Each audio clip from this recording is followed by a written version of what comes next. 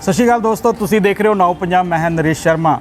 ਭਗਵੰਤ ਮਾਨ ਜੀ ਆਪਣੇ ਮੁੱਖ ਮੰਤਰੀ ਪੰਜਾਬ ਦੇ, ਜਿਨ੍ਹਾਂ ਨੇ 23 ਮਾਰਚ ਨੂੰ ਇੱਕ ਨੰਬਰ ਅਨਾਉਂਸ ਕੀਤਾ ਸੀ, ਫਲੈਸ਼ ਕੀਤਾ ਸੀ, ਜਿਸ ਨੰਬਰ ਦੇ ਵਿੱਚ ਉਹਨਾਂ ਨੇ ਕਿਹਾ ਸੀ ਇਹ ਨੰਬਰ ਦਿੱਤਾ ਯਾਰ ਜੇ ਕੋਈ ਭ੍ਰਿਸ਼ਟਾਚਾਰ ਕਰਪਸ਼ਨ ਕੋਈ ਕਰਦਾ ਤਾਂ ਇਹ ਨੰਬਰ ਦਿੱਤਾ ਜਾ ਰਿਹਾ ਤੇ ਮੈਨੂੰ ਫੋਨ ਕਰਕੇ ਦੱਸ ਸਕਦੇ ਆ ਜਾਂ ਉਹਦੀ ਵੀਡੀਓ ਬਣਾ ਕੇ ਭੇਜ ਸਕਦੇ ਆ। ਤੇ ਸਾਡੇ ਨਾਲ ਜਿਹੜੇ ਸਭ ਤੋਂ ਪਹਿਲਾਂ ਜਦੋਂ ਨੰਬਰ ਇਹ ਡਿਸਪਲੇ ਹੋਇਆ ਤਾਂ ਬਠਿੰਡੇ ਤੋਂ ਸਾਧੂ ਰਾਮ ਕੁਸ਼ਲਾ ਜੀ ਸਾਡੇ ਨਾਲ ਆ। ਸਭ ਤੋਂ ਪਹਿਲਾਂ ਇਹਨਾਂ ਨੇ ਕਾਲ ਕੀਤੀ, ਇਹਨਾਂ ਦੀ ਸ਼ਿਕਾਇਤ ਹੈ ਜਿਹੜੀ ਸਭ ਤੋਂ ਪਹਿਲਾਂ ਪੰਜਾਬ ਦੇ ਵਿੱਚੋਂ ਗਈ ਹੈ। ਅੱਜ ਸਾਡੇ ਨਾਲ ਆ, ਗੱਲਬਾਤ ਕਰਦੇ ਹਾਂ। ਸਾਧੂ ਰਾਮ ਕੁਸ਼ਲਾ ਜੀ, ਸਵਾਗਤ ਹੈ ਤੁਹਾਡਾ ਜੀ। ਕੀ ਕਹਿਣਾ ਚਾਹੋਗੇ ਜਿਹੜੀ ਤੁਸੀਂ ਸ਼ਿਕਾਇਤ ਕੀਤੀ ਸੀ, ਕਿੰਨੇ ਦੇਰ ਦੀ ਪੈਂਡਿੰਗ ਕੇਸ ਹੈ ਜੀ? ਸਭ ਤੋਂ ਪਹਿਲਾਂ ਤਾਂ ਮੈਂ ਮਾਨਯੋਗ ਮੁੱਖ ਮੰਤਰੀ ਪੰਜਾਬ ਜੀ ਦਾ ਤੇ ਉਹਨਾਂ ਦੀ ਟੀਮ ਦਾ ਆਪ ਜੀ ਦੇ ਇਸ ਚੈਨਲ ਰਾਹੀਂ ਜੀ ਆਇਆਂ ਕਹਿੰਦਾ ਔਰ ਧੰਨਵਾਦ ਕਰਦਾ ਜਿਨ੍ਹਾਂ ਨੇ ਇਹ WhatsApp ਨੰਬਰ ਜਾਰੀ ਕੀਤਾ, ਕਿਉਂਕਿ ਇਸ ਤੋਂ ਪਹਿਲਾਂ ਕਰਪਸ਼ਨ ਦੇ ਸ਼ਿਕਾਰ ਵਿਅਕਤੀਆਂ ਨੂੰ ਕੋਈ ਰਾਹ ਨਹੀਂ ਸੀ ਲੱਭਦਾ ਵੀ ਉਹ ਕਿੱਥੇ ਸ਼ਿਕਾਇਤ ਕਰਨ, ਕਿਹਨੂੰ ਅਪਰੋਚ ਕਰਨ। ਹੁਣ ਇੱਕ ਰਾਹ ਮਿਲ ਗਿਆ ਹੈ ਤੇ ਇਹਦੇ ਵਿੱਚ ਭ੍ਰਿਸ਼ਟਾਚਾਰ ਨੂੰ ਜ਼ਰੂਰ ਠੱਲ ਪਏਗੀ। ਇਹ ਕਦੋਂ ਤੋਂ ਕੇਸ ਸੀ ਜਿਹੜਾ ਤੁਸੀਂ ਸਭ ਤੋਂ ਪਹਿਲਾਂ ਇੱਕ ਤਾਂ ਦੱਸਿਓ ਵੀ ਪੰਜਾਬ ਦੇ ਵਿੱਚ ਤੁਹਾਡੀ ਸੀ ਇਹ ਕੰਪਲੇਂਟ? ਹਾਂ, ਮੈਨੂੰ ਬਾਅਦ 'ਚ ਪਤਾ ਲੱਗਿਆ ਵੀ ਮੇਰੀ ਜੋ ਸ਼ਿਕਾਇਤ ਅਸੀਂ ਕੀਤੀ ਗਈ ਹੈ ਨਾਇਬ ਤਹਿਸੀਲਦਾਰ ਜਗਤਾਰ ਸਿੰਘ ਦੇ ਖਿਲਾਫ ਤਲਵੰਡੀ ਸਾਬੋ ਜੋ ਤਾਇਨਾਤ ਸੀ, ਇਹ ਸਾਡੀ ਪੰਜਾਬ 'ਚ ਪਹਿਲੀ ਸ਼ਿਕਾਇਤ ਹੀ ਇਸ WhatsApp ਗਰੁੱਪ 'ਤੇ ਗਈ। ਇਹ ਕਹਿੰਦੇ ਆ ਲੋਕ ਵੀ ਸਭ ਤੋਂ ਪਹਿਲਾਂ ਇੰਟੇ ਟੰਗ ਤਾਂ ਕਹਿੰਦੇ ਤਹਿਸੀਲਦਾਰ, ਨਾਇਬ ਤਹਿਸੀਲਦਾਰ। ਦੇਖੋ, ਟੰਗ ਤਾਂ ਜਿਹੜੇ ਬੰਦੇ ਕਰਪਟ ਹੈ ਜੀ ਉਹ ਟੰਗਣੇ ਚਾਹੀਦੇ ਹੈ। ਮੈਂ ਤਾਂ ਕਹਿਣਾ ਮਾਨਯੋਗ ਮੁੱਖ ਮੰਤਰੀ ਪੰਜਾਬ ਜੀ ਨੂੰ ਵੀ ਇੱਕ ਕਾਂ ਮਾਰ ਕੇ ਟੰਗ ਦਿਓ ਪੰਜਾਬ ਦੇ ਵਿੱਚ, ਤਾਂ ਸਾਰੇ ਕਾਂ ਹੋਣ ਲੱਗ ਜੂ। ਤੇ ਮੇਰੇ ਖਿਆਲ ਹੈ ਕਿਸੇ ਦੀ ਹਿੰਮਤ ਨਹੀਂ ਪੈਣੀ ਬਈ ਕੋਈ ਭ੍ਰਿਸ਼ਟਾਚਾਰ ਕਰ ਲੇ ਜਾਂ ਕਿਸੇ ਦੀ ਜੇਬ 'ਚੋਂ ਪੈਸੇ ਕੱਢ ਲੇ।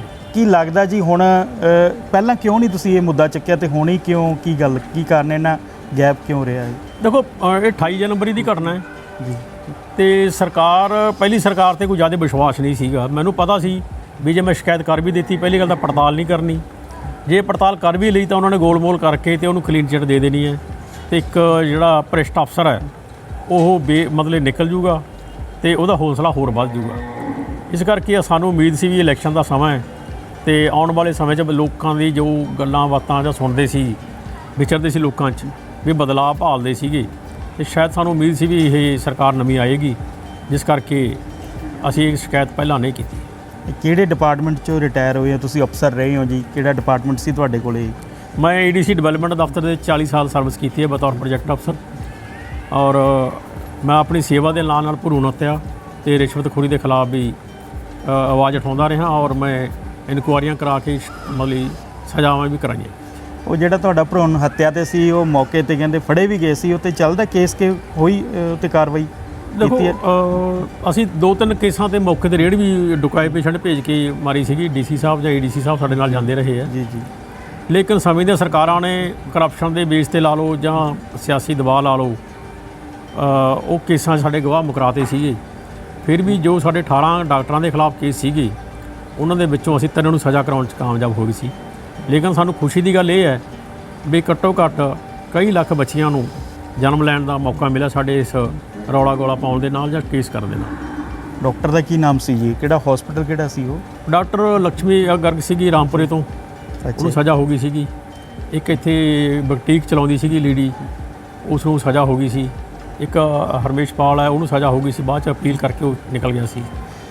ਦੋਸਤੋ, ਤੁਹਾਨੂੰ ਦੱਸ ਦਈਏ ਉਹ ਅਫਸਰ ਹੈ ਜਿਨ੍ਹਾਂ ਨੇ ਭਰੂਣ ਹੱਤਿਆ ਦਾ ਜਿਹੜਾ ਮੁੱਦਾ ਚੱਕਿਆ ਸੀ। ਭਰੂਣ ਹੱਤਿਆ ਬਹੁਤ ਜ਼ਿਆਦਾ ਹੁੰਦੀਆਂ ਸੀ ਤੇ ਕਈ ਡਾਕਟਰਾਂ ਨੂੰ ਸਜ਼ਾ ਵੀ ਦਵਾਈਆਂ ਤੇ ਹਸਪੀਟਲ ਤੱਕ ਵੀ ਸੀਲ ਕਰਵਾਏ ਇਹਨਾਂ ਨੇ।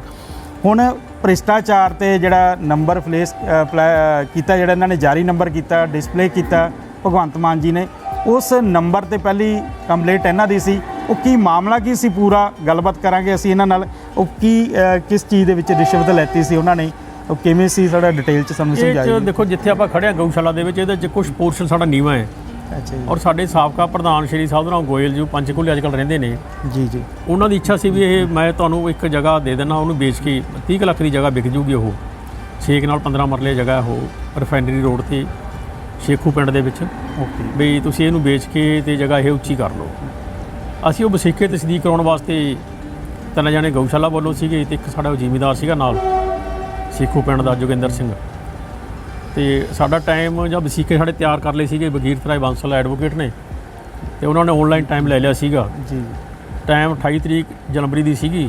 ਅਸੀਂ 10:30 ਵਜੇ ਨਾਇਬ ਤਹਿਸੀਲਦਾਰ ਦੇ ਦਫ਼ਤਰ ਅੱਗੇ ਪਹੁੰਚ ਗਏ ਸੀ, ਔਰ ਵਸੀਕੇ ਜੋ ਸੀਗੇ ਉਹਦੇ ਰੀਡਰ ਨੂੰ ਵੇਚ 'ਤੇ ਰੱਖਤੇ ਸੀ ਉਹਨਾਂ ਨੇ। ਵਕੀਲ ਸਾਹਿਬ ਨੇ। ਤੇ ਲੇਕਿਨ ਸਾਨੂੰ ਉਹਦੇ ਕੋਲ ਰਸ਼ ਵੀ ਨਹੀਂ ਸੀਗਾ ਕੋਈ ਬਾਹਲਾ, ਤੇ ਕੋਈ ਇਕੱਲੇ ਹੀ ਬੈਠੇ ਸੀਗੇ ਨਾਇਬ ਸਾਹਿਬ। ਸਾਨੂੰ ਕੋਈ ਬੁਲਾਇਆ ਨਹੀਂ ਵੀ ਵਸੀਕੇ ਤਸਦੀਕ ਕਰਨ ਬਾਰੇ। ਇੱਕ ਵਾਰੀ ਮੈਂ ਵੀ ਕੋਸ਼ਿਸ਼ ਕੀਤੀ ਕਮਰੇ 'ਚ ਜਾਣ ਦੀ, ਅੱਛਾ ਜੀ। ਤੇ ਉਹਨਾਂ ਕਹਿੰਦੇ ਬਾਹਰ ਜਾਓ, ਮੈਂ ਇਹਨੂੰ ਬਾਹਰ ਕੱਢਤਾ।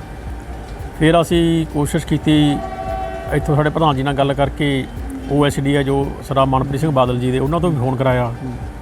ਫਿਰ ਵੀ ਉਹਨੇ ਕੋਈ ਗੱਲਬਾਤ ਨਾ ਕੀਤੀ। ਫਿਰ ਅਸੀਂ ਕੁਸ਼ਵਾਹਾ ਜਟਾਣੇ ਤੋਂ ਫੋਨ ਕਰਾਇਆ, ਉਹਨਾਂ ਨੇ ਫਿਰ ਨਾਲ ਗੱਲ ਕੀਤੀ। ਫਿਰ 2 ਕੁ ਵਜੇ ਜੋ ਵਕੀਲ ਦਾ ਮੁਨਸ਼ੀ ਸੀ ਉਹਨੇ ਕੰਨ 'ਚ ਜਾ ਕੇ ਕੋਈ ਕੁਸਰ ਮੁਸਰ ਜੀ ਕੀਤੀ ਨਾਇਬ ਤਹਿਸੀਲਦਾਰ ਜਗਤਾਰ ਸਿੰਘ ਦੇ। ਅੱਛਾ ਤਾਂ ਉਹਨੇ ਆਪਦੇ ਰੀਡਰ ਦੇ ਨਾਲ ਕੋਈ ਇਸ਼ਾਰਾ ਕੀਤਾ, ਤਾਂ ਉਹਨਾਂ ਨੇ ਸਿਰ ਜਿਹਾ ਹਿਲਾ ਕੇ ਸਾਨੂੰ ਕਹਤੇ ਵੀ ਵਸੀਕੇ ਹੀ ਤਸਦੀਕ ਕਰਦੇ, ਸ਼ੀਸ਼ੇ ਅੱਗੇ ਖੜ੍ਹ ਜਾਓ। ਉਹ ਸਾਹਮਣੇ ਸ਼ੀਸ਼ਾ ਵੱਡਾ ਲੱਗਿਆ ਸੀਗਾ ਕਮਰੇ ਦੇ ਬਾਹਰ, ਪਾਰਦਰਸ਼ੀ ਸ਼ੀਸ਼ਾ ਸੀਗਾ, ਜਿਹਦੇ ਵਿੱਚੋਂ ਨਾਇਬ ਤਹਿਸੀਲਦਾਰ ਨੇ ਉੱਧਰ ਦੀ ਫੋਟੋ ਲੈ ਲਈ ਸਾਡੀ ਰੀਡਰ ਨੇ, ਤੇ ਸਾਡੇ ਵਸੀਕੇ ਤਸਦੀਕ ਹੋ ਗਏ ਸੀ।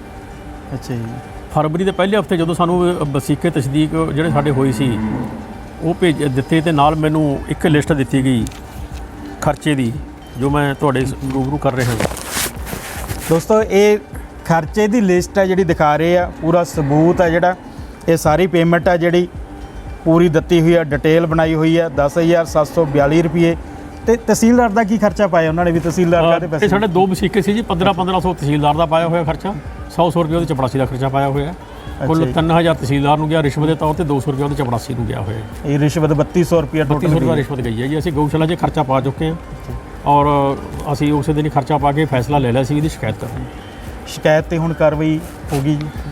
ਦੇਖੋ, ਉਮੀਦ ਹੈ ਵੀ ਕਾਰਵਾਈ ਹੋਊਗੀ। ਜਦੋਂ ਜੇ ਗਵਰਨਮੈਂਟ ਨੇ ਕੋਈ ਨੰਬਰ WhatsApp ਜਾਰੀ ਕੀਤਾ ਹੈ ਤਾਂ ਸੋਚ ਕੇ ਕੀਤਾ ਹੋਊਗਾ ਵੀ ਲੋਕਾਂ ਨੂੰ ਕੋਈ ਰਾਹਤ ਮਿਲੇਗੀ, ਤੇ ਸਾਨੂੰ ਉਮੀਦ ਹੈ ਵੀ ਸਰਕਾਰ ਇਹ 'ਤੇ ਕੋਈ ਕਾਰਵਾਈ ਕਰੇਗੀ।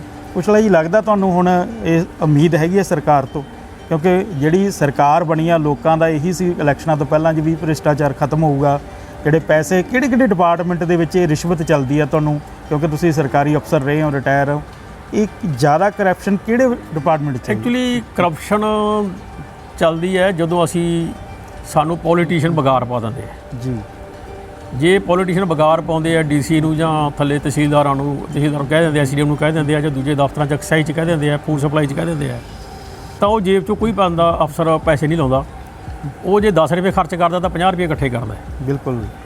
ਇਸ ਕਰਕੇ ਕੋਈ ਵੀ ਮਹਿਕਮਾ ਲੈ ਲਓ, ਐਕਸਾਈਜ਼ ਲੈ ਲਓ, ਫੂਡ ਸਪਲਾਈ ਲੈ ਲਓ, ਠੀਕ ਹੈ ਨਾ, ਤਹਿਸੀਲਾਂ ਲੈ ਲਓ, ਈਵਨ ਕਚਹਿਰੀਆਂ ਲੈ ਲਓ, ਇਹ ਸਾਰੇ ਥਾਂ 'ਤੇ ਕਰਪਸ਼ਨ ਦਾ ਬੋਲਬਾਲਾ ਅੱਜ ਕੱਲ੍ਹ। ਮੇਰੇ ਖਿਆਲ ਹੈ ਵੀ ਕੋਈ ਮਹਿਕਮਾ ਹੀ ਇਹੋ ਜਿਹਾ ਹੋਊਗਾ ਜਿੱਥੇ ਕੋਈ ਕਰਪਸ਼ਨ ਨਹੀਂ ਹੋ। ਕੁਛ ਇਮਾਨਦਾਰ ਅਫਸਰ ਵੀ ਬਹੁਤ ਹੈਗੇ ਨੇ, ਲੇਕਿਨ ਉਹਨਾਂ ਨੂੰ ਸਾਈਡ ਲਾਈਨ 'ਤੇ ਲਾ ਕੇ ਰੱਖ ਦਿੰਦੇ ਆ, ਕਿਉਂਕਿ ਉਹ ਉੱਪਰਲੇ ਚਹੇਤਿਆਂ ਦੇ ਕਮਾਊ ਪੁੱਤ ਨਹੀਂ ਹੁੰਦੇ, ਜਿਸ ਕਰਕੇ ਉਹ ਕਹਿੰਦੇ ਵੀ ਇਹਨਾਂ ਤੋਂ ਕੁਛ ਮਿਲਣਾ ਨਹੀਂ ਹੈ, ਇਹਨੂੰ ਸਾਈਡ 'ਤੇ ਰੱਖੋ ਯਾਰ, ਹੋਰ ਕੰਮ ਲਾ ਦੇ ਦਿਓ ਉਹਨੂੰ।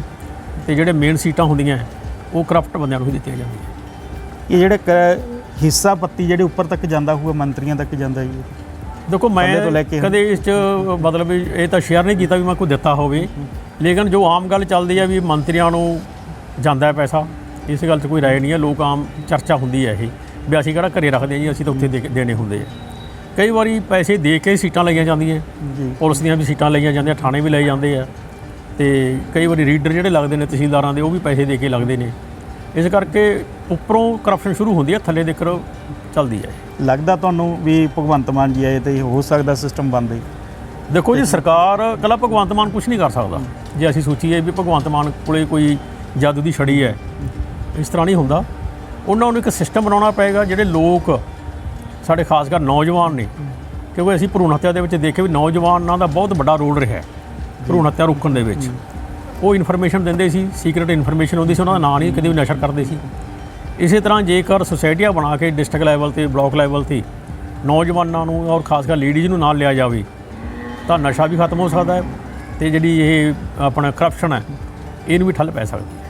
ਲੱਗਦਾ 2 ਮੁੱਦੇ ਹੈ ਜੀ, ਐਜੂਕੇਸ਼ਨ ਤੇ ਹੈਲਥ, ਇਹ ਦੋ ਜ਼ਰੂਰੀ ਹੁੰਦੇ ਆ। ਹੈਲਥ ਦੇ ਵਿੱਚ ਵੀ ਲੱਗਦਾ ਵੀ ਡਾਕਟਰ ਨਾਲ ਚੱਲਦਾ ਕੋਈ ਇਸ ਤਰ੍ਹਾਂ ਦਾ? ਬਿਲਕੁਲ ਚੱਲਦਾ ਜੀ। ਹੈਲਥ ਦੇ ਵਿੱਚ ਸਿਵਲ ਹਸਪਤਾਲ ਚਲੇ ਜਾਓ, ਇਹਨਾਂ ਦੇ ਮੈਕਸ ਨਾਲ ਸੈਟਿੰਗ ਹੈ। ਹਾਂਜੀ। ਇਹ ਮੈਕਸ ਨੂੰ ਜਾਂ ਪ੍ਰਾਈਵੇਟ ਹਸਪਤਾਲਾਂ ਨੂੰ ਕਰ ਦਿੰਦੇ, ਆਪਦੀਆਂ ਮਸ਼ੀਨਾਂ ਖਰਾਬ ਰੱਖਦੇ ਆ। ਹੁਣ ਆਹ ਨਵੀਂ ਗਵਰਨਮੈਂਟ ਬਣਨ 'ਤੇ ਇਹਨਾਂ ਨੇ ਐਕਸਰੇ ਮਸ਼ੀਨਾਂ ਜਾਂ ਦੂਜੀਆਂ ਮਸ਼ੀਨਾਂ ਚਾਲੂ ਕੀਤੀਆਂ। ਭਾਵੇਂ ਤੁਸੀਂ ਫਰੀਦਕੋਟ ਮੈਡੀਕਲ ਕਾਲਜ ਦੀ ਗੱਲ ਕਰ ਲਓ, ਭਾਵੇਂ ਬਠਿੰਡੇ ਸਿਵਲ ਹਸਪਤਾਲ ਦੀ ਗੱਲ ਕਰ ਲਓ, ਇਹ ਬਾਹਰ ਰੈਫਰ ਕਰ ਦਿੰਦੇ ਸੀ ਜਿਨ੍ਹਾਂ ਨਾਲ ਕਮਿਸ਼ਨ ਕੀਤਾ ਸੀ। ਇਸੇ ਤਰ੍ਹਾਂ ਹੀ ਪ੍ਰਾਈਵੇਟ ਹਸਪਤਾਲਾਂ ਦੀ ਗੱਲ ਕਰ ਲਈਏ, ਇਹਨਾਂ ਨੇ ਪ੍ਰਾਈਵੇਟ ਲੈਬ ਨਾਲ ਸੰਪਰਕ ਕੀਤਾ ਹੁੰਦਾ ਹੈ। ਉਹ ਕਿਸੇ ਹੋਰ ਤੋਂ ਲੈਬ ਤੋਂ ਰਿਪੋਰਟ ਕਰਾ ਲਓ ਤਾਂ ਉਹ ਮੰਨਦੇ ਨਹੀਂ, ਜੇ ਤੋਂ ਕਰਾਓਗੇ ਜਿੱਥੇ ਰਿਕਮੈਂਡ ਕਰਦੇ ਉਹਨਾਂ ਨਾਲ ਕਮਿਸ਼ਨ ਕੀਤਾ ਹੁੰਦਾ ਹੈ।